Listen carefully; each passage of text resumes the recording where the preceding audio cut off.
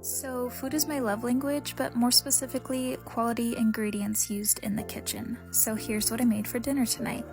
Pro tip, place your spaghetti squash in the oven for 10 minutes at 400 degrees and it is so much easier to cut into.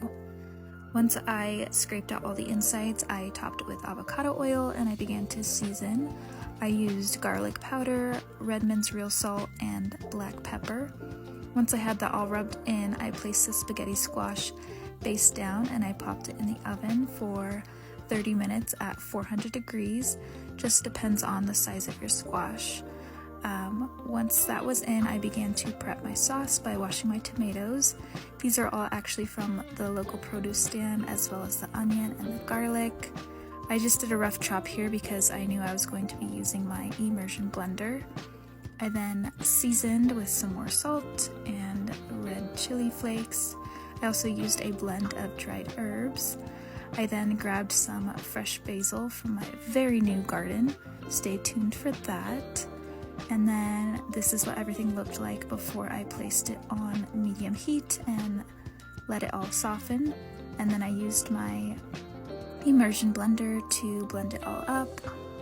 This has got to be my favorite tool in the kitchen. I also added in some heavy cream, which is also from the local produce stand, probably about 1/4 a cup.